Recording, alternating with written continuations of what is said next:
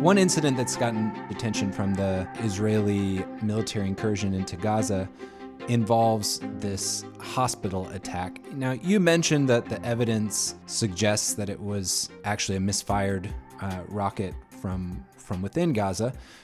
But, as a thought experiment, there is an international law prohibiting attacking a hospital. There's also an international law saying you can't conduct military operations in a hospital.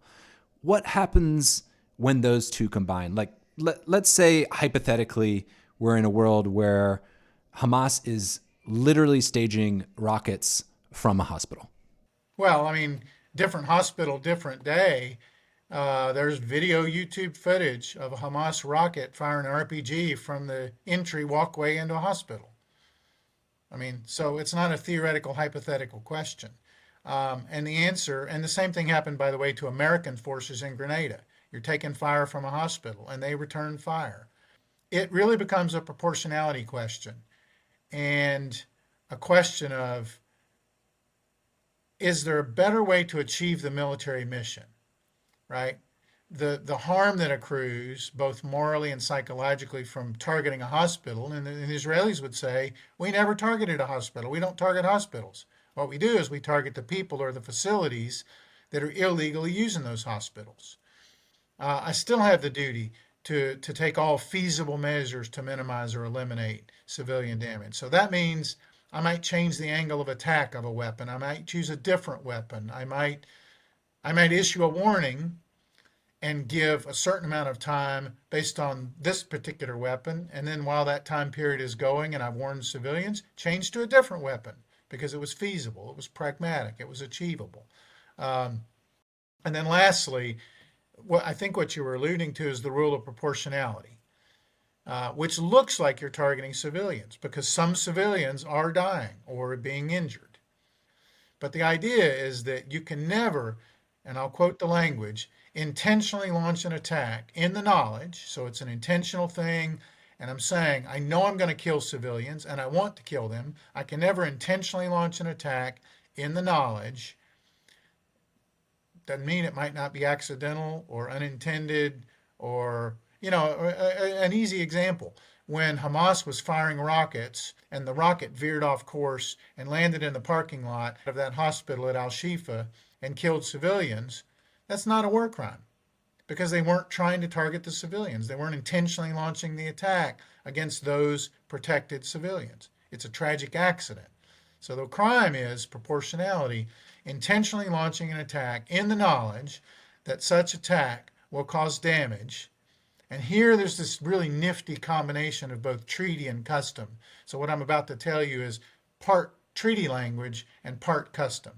Okay, so I can't intentionally launch an attack in the knowledge that that attack will cause damage to civilian lives or civilian property that's clearly excessive. You see that room for discretion, you see that room for good faith. Clearly excessive in relation to the concrete and direct, and the key word is overall military advantage, and then another key word of discretion, anticipated. And the law of war never requires you, it sounds weird to say it, but it never places an affirmative duty on someone to try to capture somebody as opposed when you're entitled to use lethal force, you're entitled to use lethal force. Now, if you choose not to, so that's the situation with hospitals or other protected targets, right? The Hamas and other terrorists use, for example, schools. The insurgency in Iraq used mosques as weapons storage facilities routinely and commonly. And so you have to go through this question of, my military objective is to neutralize the ammunition or the command bunker that's stored in that place. How do I do it?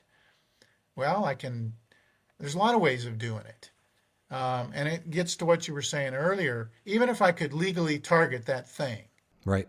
Oftentimes for pragmatic reasons, I won't because there's a better way to do it. Or the politics or the optics or the just human tragedy wouldn't be worth it.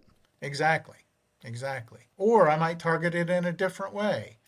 And military commanders are doing these things, again, with imperfect information and battlefield intelligence. Oftentimes it's wrong or inaccurate or incomplete. Weapons fail. I mean, it's not in a perfect technology application. Drones fail. I'm dependent on the drone to help me get it right. But there's an outage or the internet is. What do I do? And you have to make these really hard decisions in real time.